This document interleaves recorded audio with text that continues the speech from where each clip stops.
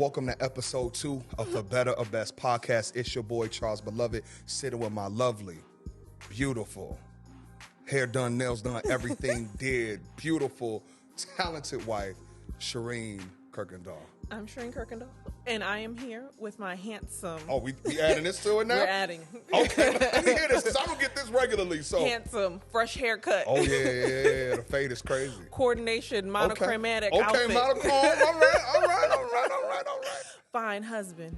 Thank you, dear. Charles Beloved. I love that. So episode 2, it's called The Balancing Act. Talk to me, what's going on? All right, how was your week? We are here balancing with these kids. Yeah. Grandma's watching them so that we can do this. Yeah, it's crazy. But what's been going on with you? I mean, it's just been back to back, like so many cultural moments happening in tandem. And I'm getting back in my R&B HouseParty bag. I really wanted You're on pat leave. Yeah. Of the one of 2 jobs that I have, I'm on paternity leave, and I hadn't had pat leave in about 5 years since we had CJ, and in tech you get substantial amount of time, 4 months off. And that first go around was just us adjusting to actually having a child and traveling a little bit and just, really being connected. And I was using this time to rest. This time around, like, I've learned something about myself. I refuse to let myself rest. Yeah, it's a little aggressive. So on paternity leave, when I'm not supposed to be doing anything, I'm supposed to be, sitting down, spending time with Carter. Like, I'm up at 6 a.m. every day, getting right to it, whether he's in my arm or with you or, in his swing, having meetings, ideating, writing out business plans. I get it. I'm a psycho, and I own that. And I love that and hate that for you. But, so I'm back to work. And get that money, get that and leave. So I am blessed. I had like 5.5 months off to heal, rest, connect with Carter, adjust CJ to being now Big one boy. of 2. He had 5 years of just Yeah. me and his dad and He was everyone's attention focused on him. I just spent 5.5 months kind of getting back to myself, trying to lose weight. And now I'm back to work. That has been a balancing act. I think Carter's still in the house because he's with Charles and my mom is there and Charles's mom is there. So he's still in our home. And I think it's a little distracting for me. Okay. Because even in meetings, if I'm hearing him crying, I'm like, what's going on? Does he need me? Yeah. Should I film? Is there milk? So trying to balance myself and work and my goals and making sure I show up to work. The baby, breast pumping. So even in the midst of meetings, trying to like either nurse or stay on my pumping schedule. Yeah. Because breast milk is supply and demand. Breast milk is a whole industry. That's an episode. Yeah. But it's supply and demand. And for a lot of women, when they go back to work, that, they're so focused on work that their milk suffers. So I am trying really hard to make that not happen. Taking supplements, nursing, literally sitting on meetings and raising the desk so that they can only see this much of me on the Zoom. Oh, you wildin', bro. And I'm pumping. Have you never seen me pumping on a meeting? Nah, that's wild. That's wild. I sit and I just put a shirt on and I just pull my shirt down a little and I sit here and I'm... You know what? Y'all are blessings. Women are blessings to society, because that's just crazy, all the stuff that y'all are going through. And then I turn my camera off and I have a camera cover and I be popping them out. Don't mess up now. Don't mess up the money now. You gotta relax. Yo, that is my fear, thinking the camera's off and it's not, and me pulling a boom out. It's wild. So I have a camera cover. I turn my camera off and I do the cover. I can live with that. But yeah, just kind of balancing all these things that are happening for me personally at the same time right now. And then balancing just like my mental and making sure I'm taking time for me, because a lot of that stuff is for other people. Yeah, and so for me, like, with R&B HouseParty being back, and, I've been doing that 5-6 years. We're trying to take it to a whole different level from that perspective of, like, the club experience for our demographic. Like, it's been great to actually sit down, because last year was like event through the end of the year, and I was able to at least take a few months while I'm up early and, like, ideate and figure out what we want to do next. It's like I used to want to be D Nice, and I was like, I just want to be that go-to DJ, if you will. But I'm like, I really want to be Tom Joyner. Yes. And that was like, that was Ooh. the biggest mental change that slowing down was able to help me understand.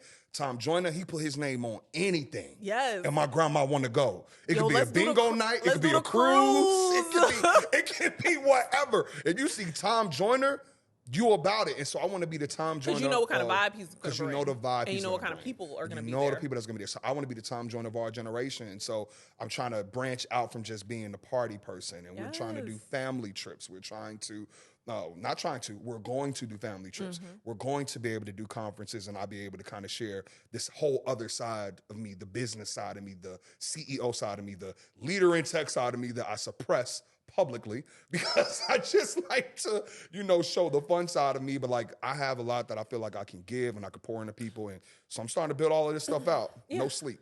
And I think the interesting part is I feel like some people know we both have 9 to 5s.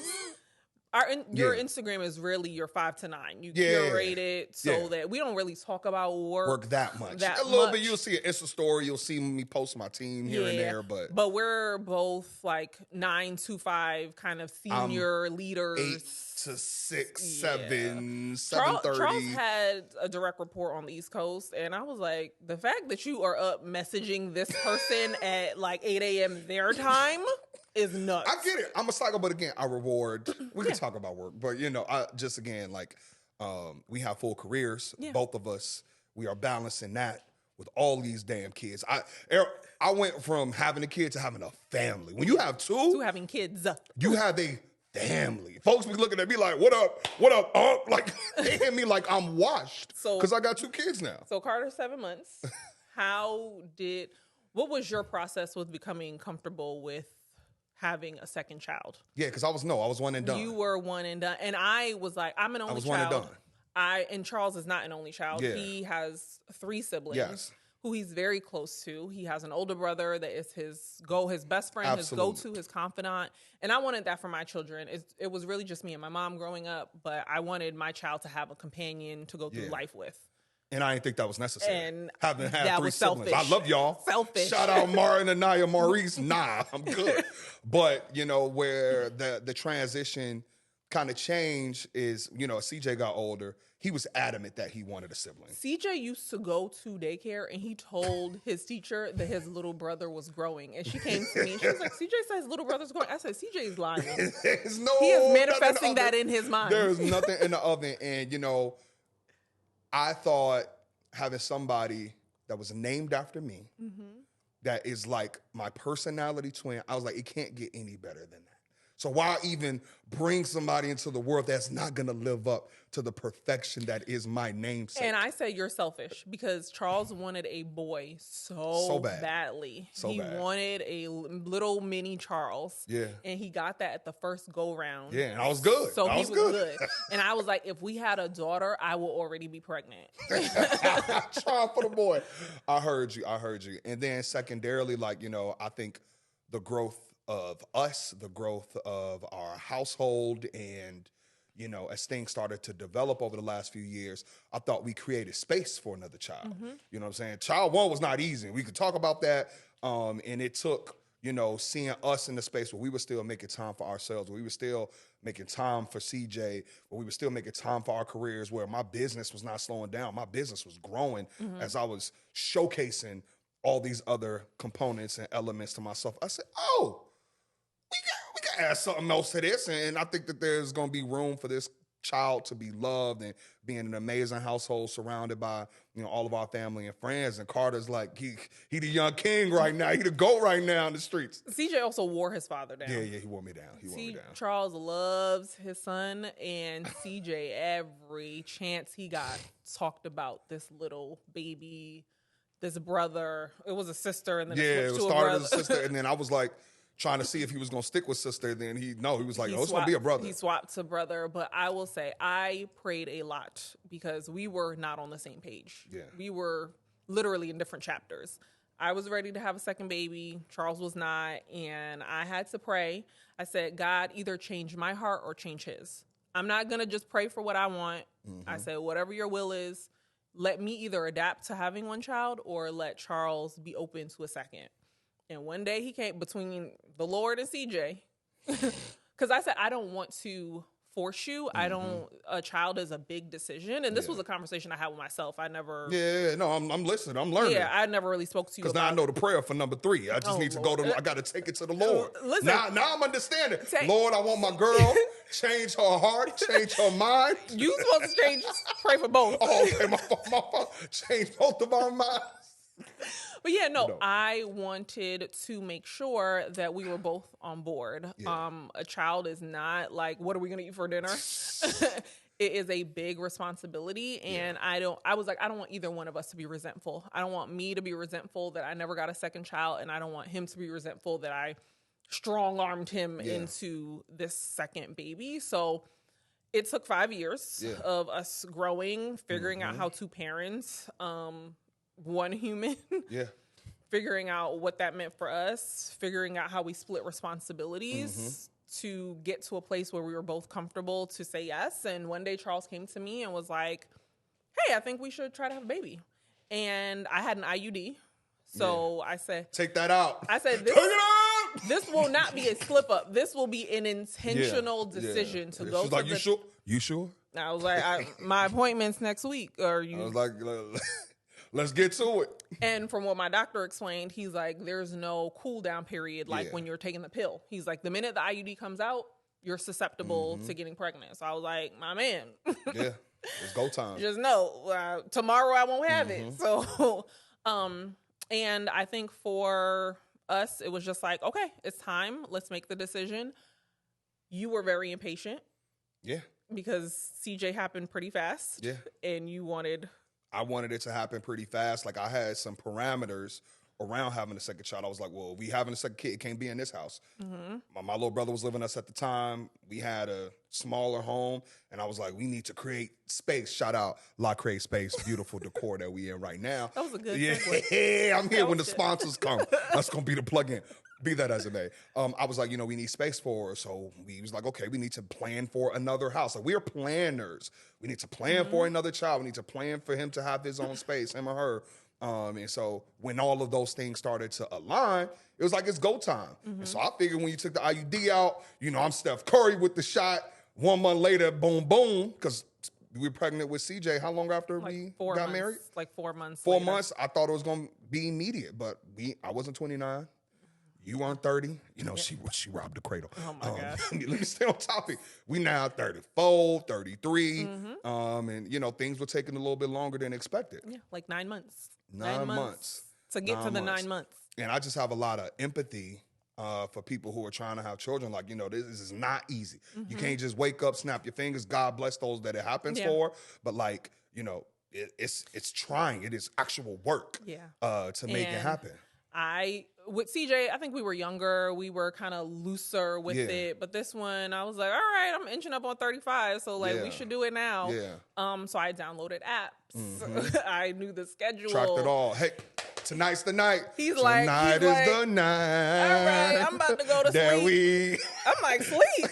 She's like, sleep on it. I'm like, sleep. We got activity before sleep. Yeah, so I think even for us, it was like, we weren't hardcore. Yeah, it wasn't like all on everything. Like, there's still fun and organic moments. But when I knew it was that window.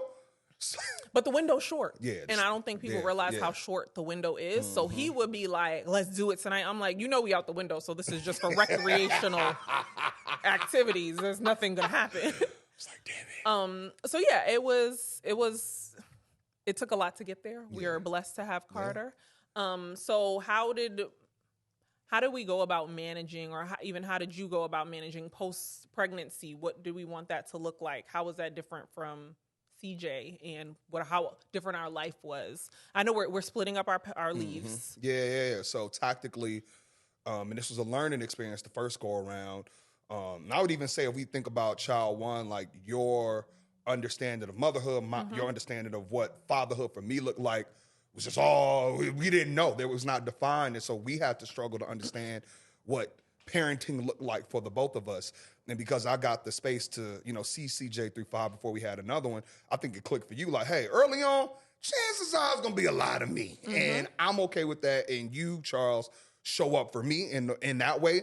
I'm showing up for young Carter. And then I'm handing this It's off to you at some point, and now it's your time. But like for CJ, I get him ready every day. Like Shireen does not think about CJ in the morning, not in a bad way, but like you're focused on Carter, I'm on CJ, and we like get right to it. And you know that when Carter gets older, it's not literally needing you to live. That you could hand him off to me. I could be dad. I.e., you got trips planned, you got bachelorette parties planned, you going to what's We're that thing? outside. Crop over. You just We're like they're like, oh, you okay leaving the baby? She like, he got a daddy. That is my question. I hate when people ask women, "Where's the baby?" with their whole other parent. And we only do that to women. Yeah, Men, nobody be like, where Carter at? No one like, asked yo, I'm in the club. Charles. They like, yo, where Carter? where his children are at, because they assume his children are with their mother. Yeah. So yes, I am going outside, and I have decided to not take on the burden of which I did with CJ. Yeah. And I learned from you. Yeah. With CJ, Charles will be like, yo, I'm out. I'm going to this. And he went. And I was like preparing, I can't go because, and I was like, no, I'm going to let my husband problem solve. And I'm going to go. So yeah, you've been back outside, boys, this go around. Like, Yes. people like, yo, Shireen is outside. I'm like, yo, like, yeah, like, we got support, like, between me, our mothers. You know, we're in position to be able to still live our lives, make sure we have us time, make sure we have family time, make sure we have business career time. And shout out to our mothers. Shout out to our mother. Shout out to your mother. Shout out to our mothers. I just need my mama to hear. Shout out to both of our mamas, Chi-Town Tina, Angie Place. Yes, they enable us to this go around. Life is different 5 years later. They're both in different places. So they're able to be a lot more hands-on and help us raise our children, which I am so appreciative of. Absolutely. We are so blessed to have our mothers in our homes, for our children to grow up with the women who raised us. I think they both did great jobs. Yeah, no, absolutely. I'm great. So shout out Shontina for that. But you know, as I think about it, like my mother lives with us, and I'm just like, every time I tell somebody that, they're like, your wife allows that. Because it's just like, that's like crazy for your in-law, quote unquote. You know what I mean? That's how. But this this is in love. This is your second family member to live with us. Oh, and my little brother. And that's why, I mean, that's the topic for another day about like how we align on how we support and be there for our family. But like my mom lives with us. It's like crazy as a wife for that to happen for most people. And then your mom comes for months at a time because she's retired to make sure we help out. And so I'm just grateful to have that help and support, despite the fact that like my mama lives with me. That's just, woo! Yeah, so Charles can't be as comfortable as he would like to be.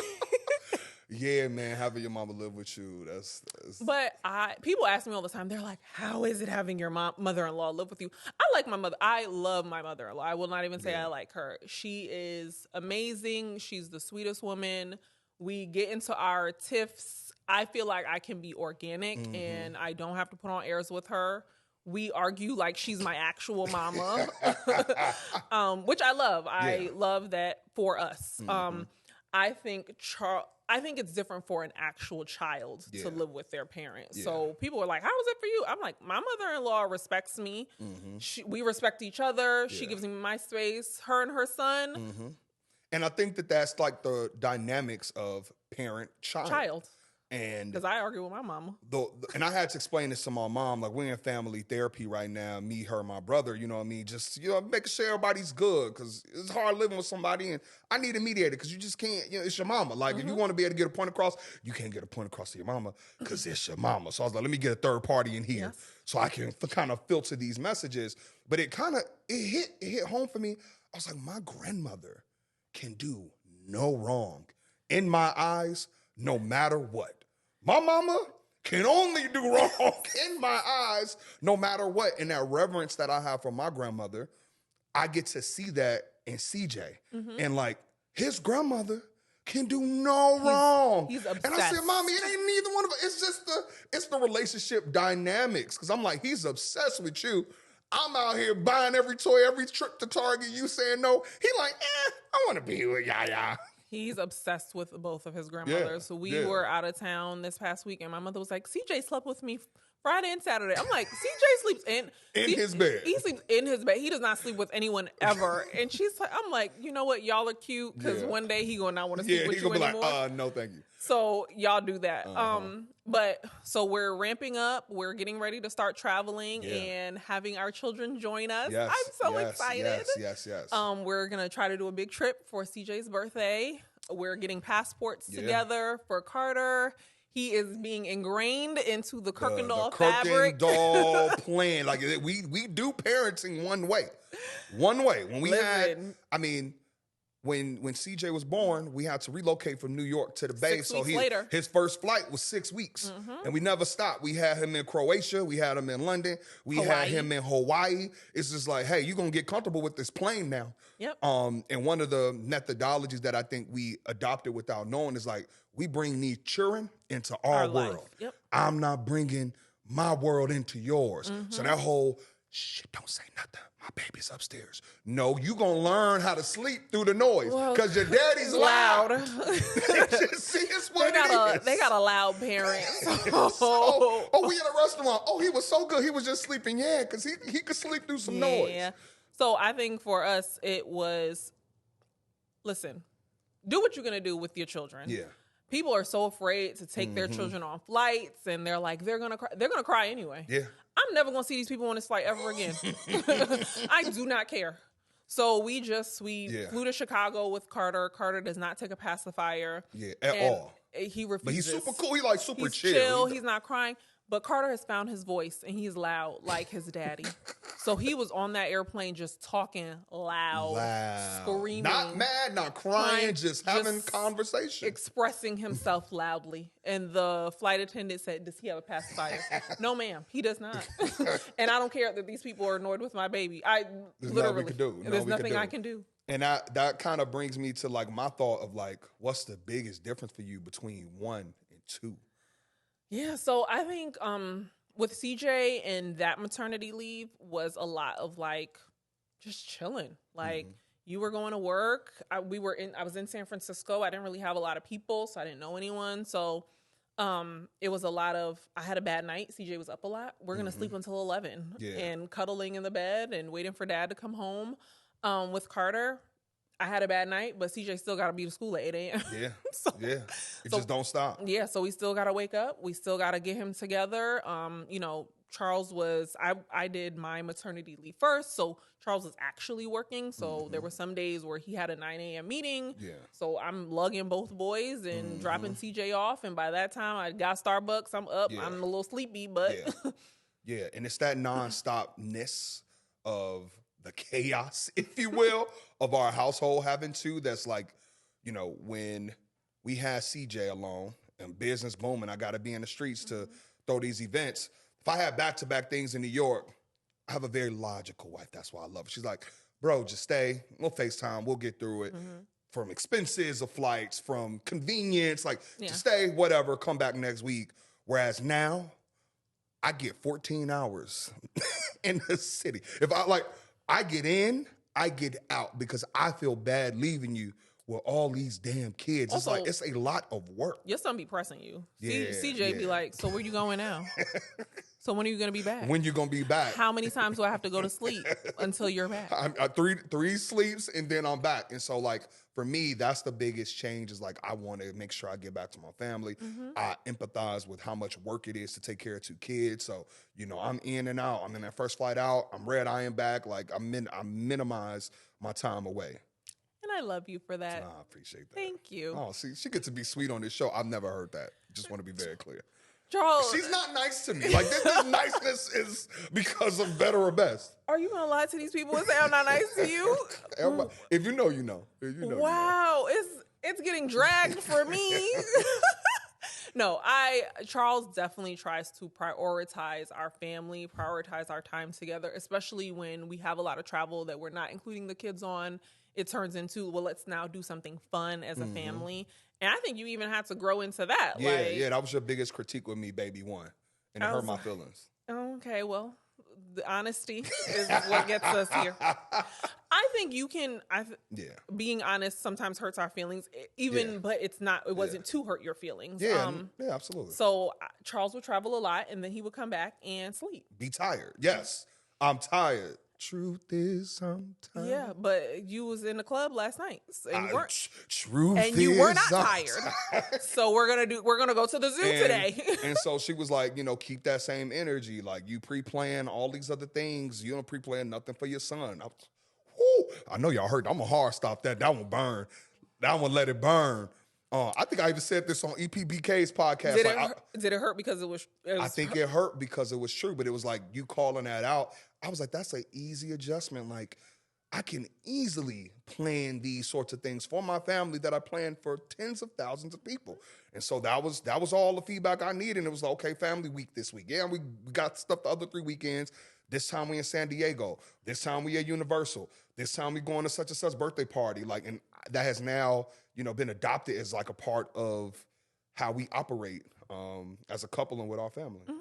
And I think CJ is so much more happy. He's so much happier. Not to say he was unhappy, but I think he loves to do stuff. Mm-hmm. Like one of his assignments, he wrote, "I love doing new things with my family." Yeah. And that's dope. And I want him to remember that. I want him to remember, like, yeah, he saw his parents go out, have date nights without him. Yeah. He spent time with his grandmas, but I want him to remember, like, I remember when I did this with just my dad or just my mom or with our whole family together. And I want you to talk about that because I didn't care that much, but you were like, when it got to 2, we need to separate times with the kids. Mm-hmm. So Charles is very much, I'm the adult and everybody's going to hop on board.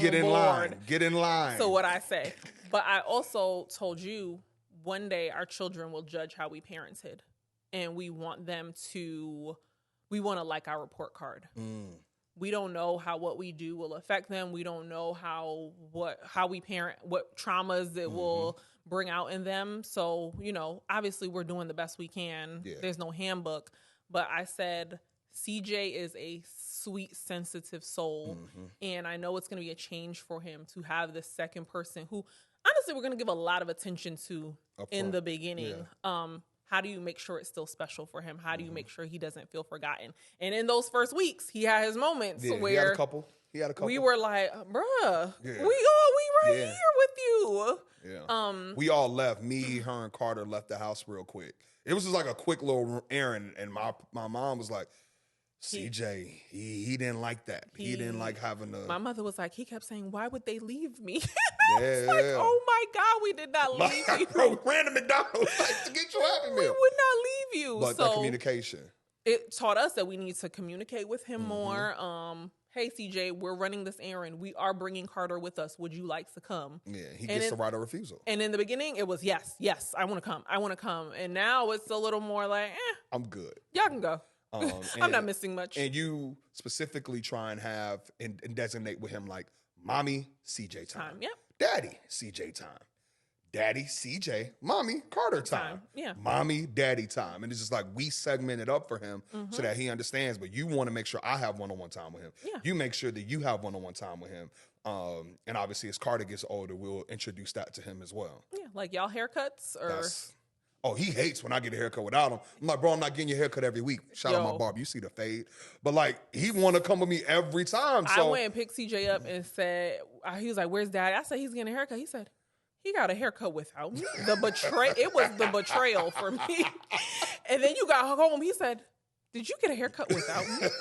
Like, that's our time. He's built that up in his mind. So I love that for y'all. And I think that's so important, raising 2 sons, especially. Yeah.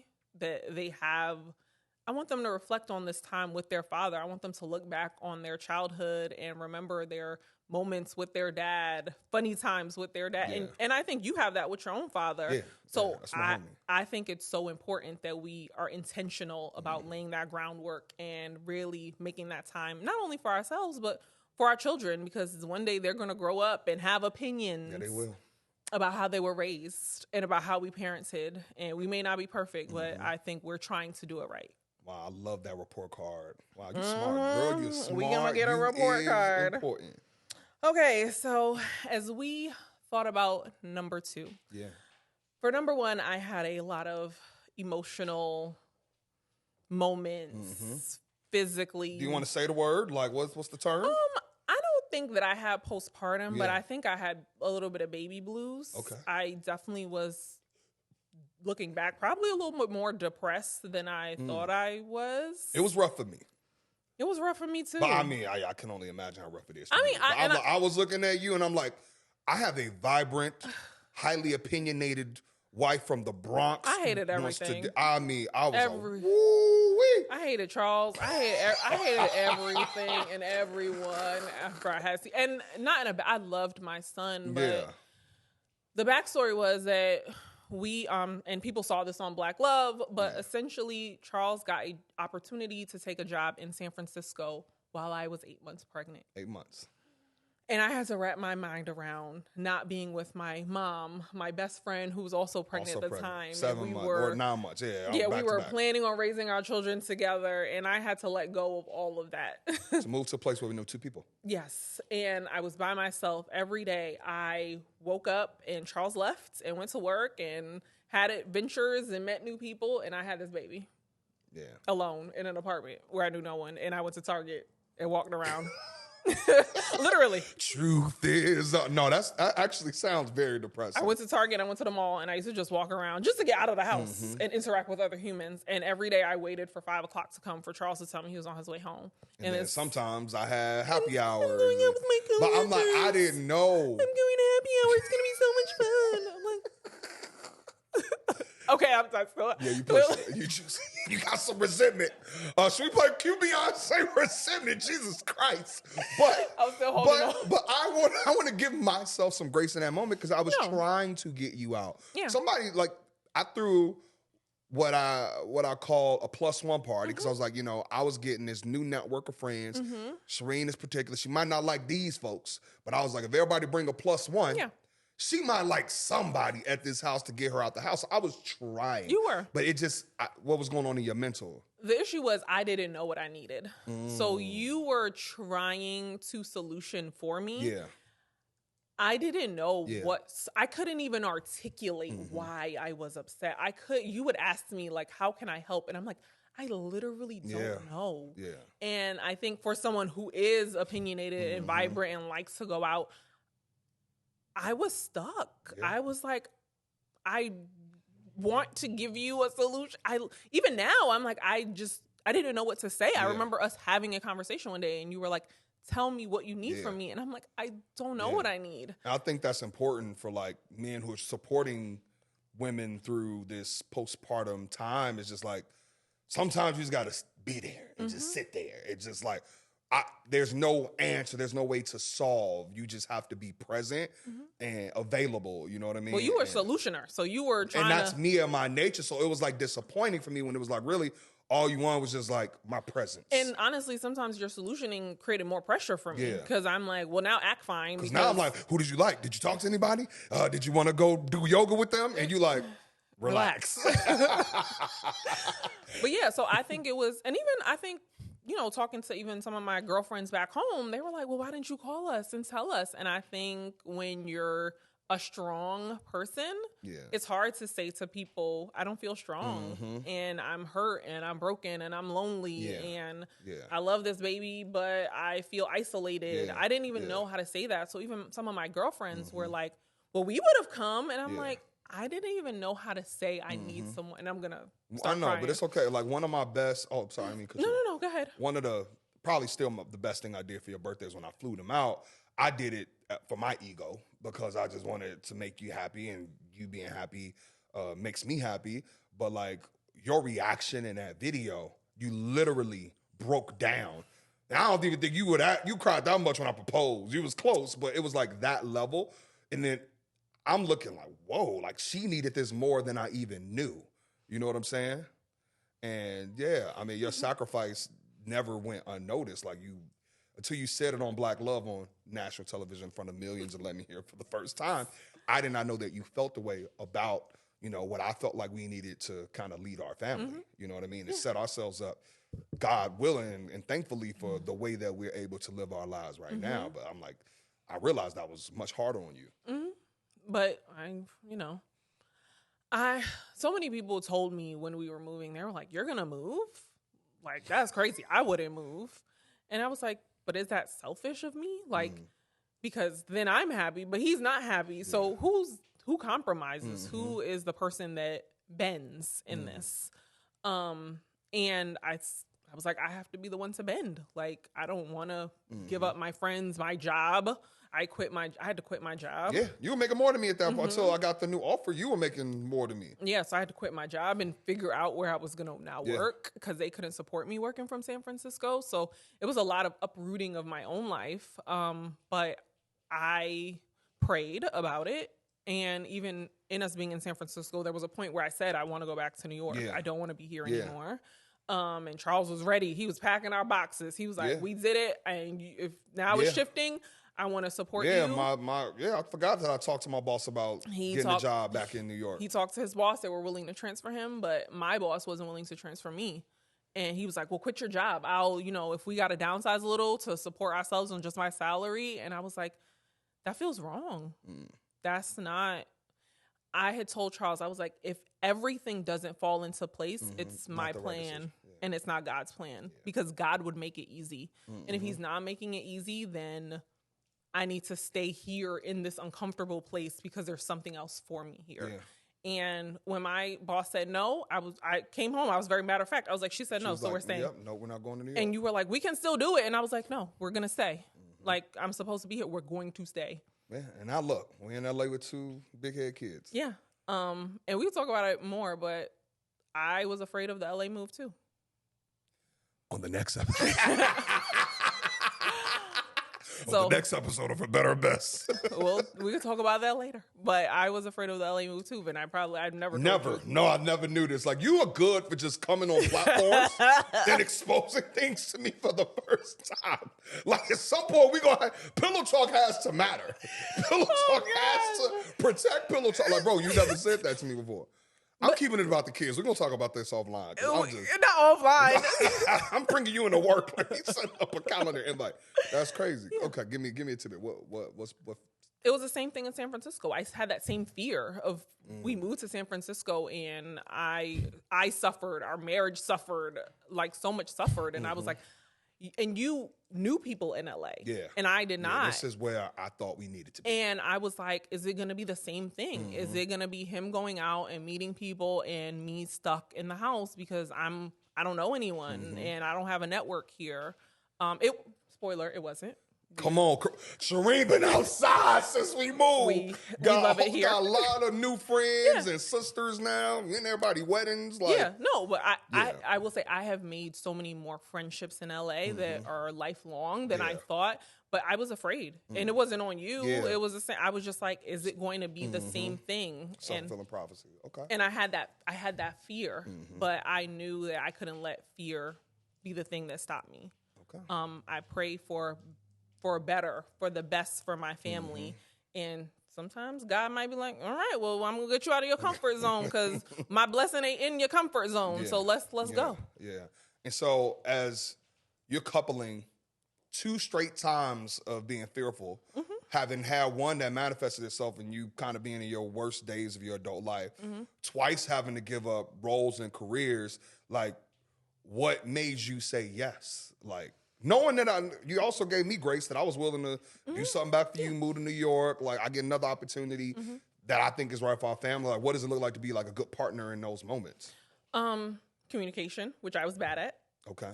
I was not communicating, even though I didn't know how to communicate. I wasn't even saying like, hey, I'm stuck in this place and I don't know how to get out of it. I wasn't even giving you that much. So I think when you think about the changes, thinking about what comes with those changes, how they are going to impact the family, but even people individually.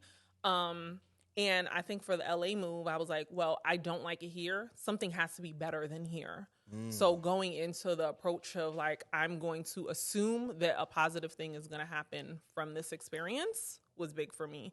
One of my good friends was living here, and I was like, okay, I have one person that I really care about here, so I'm going to hope that I can. And I think also you had the knowledge of what San Francisco was like, so you approached LA differently, too. You also were like, hey, these 2 women are great, and I think you would like them, so, like, let's all go out to dinner together. With Jessica Renee. I know who you're talking about. Yeah.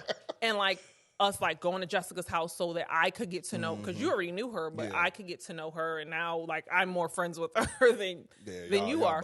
So I think even you had a different approach because you learned from our previous experience, our previous time in a different city. So I think you showed up for me even differently. Okay. And I appreciate you for that.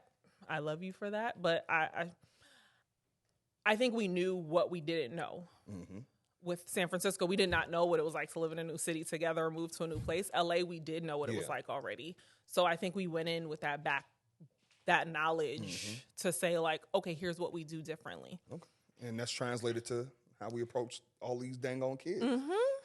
So child 2, I think I was better prepared. I was prepared for my mental. I was like, if I feel uncomfortable or sad or depressed, I'm prepared to now say that. And I didn't. I felt so happy after Carter. I was the happiest I've ever been.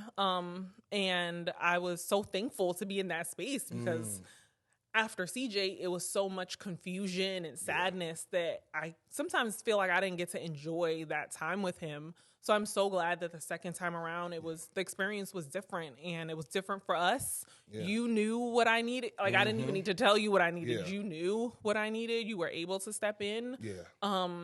So I appreciate the learnings from the first one to take into the second one. Yeah, and my learning is that no childcare facility does buy one, get one free. Yeah. So you got to financially prepare for 2 kids. And that's why I'm on the road, like I mentioned at the beginning of the episode, because we got to make this make sense. CJ with private school to public school, us living out, in the valley to be in a good school district, figuring out what we're going to do with Carter, because I'm returning to work here pretty soon. I get one more left, and then we got to start bringing Carter somewhere so we can focus on our jobs during the day. So, yeah, it's just like a lot of moving pieces still. Well, babe, so we're here now, 2 kids, crib, you know what I'm saying, trying to get it done. Like, what advice would you want to leave our listeners and viewers with when they're thinking about, like, going from 1 to 2? Yeah. I think reflect on what your experience was with 1 and kind of understand, like, the hardships, the trials, even the good things that were happening with 1. Communicate with your partner. Understand that it might take a little longer because I'm going to assume that you're a little older. Talk to your doctor and talk to other women. I think sometimes, especially in the Black community, there's so much like stigma around like any kind of anything. We all had that. Don't have our house business outside. Don't be outside. Don't bring it outside. Yeah.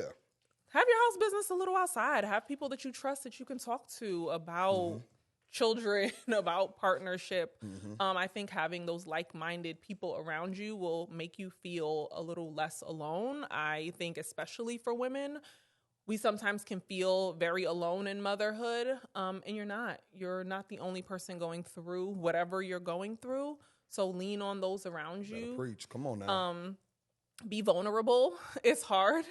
And for the friends of those surrounding people who are getting ready to go on this journey for number 2, I think people always, when a woman has a baby, is like, how's the baby? I'm like, how are you? Like, the baby's going to be all right. But how are you? Because I know I wasn't okay. So I always try to, in pregnancy, and Charles will be like, how didn't I know that about such and such? Because I'm like, I'm asking women regularly who are pregnant, like, how are you? How are you feeling? Because I needed that. And I didn't have that with CJ. Because nobody knew. Yeah. I didn't, my friends that had kids, but I'm like, nobody really knew. So, show up for your people. Check on your strong friends. Check on your strong parents who seem to have it all together, because they might be falling apart behind closed doors and you don't even realize.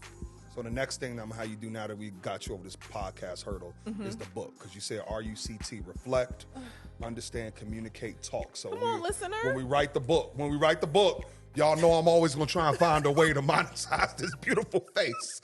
We RUCT model. So yeah, that's patented. Shireen Kirkendall, Charles Beloved. This is the For Better or Best podcast.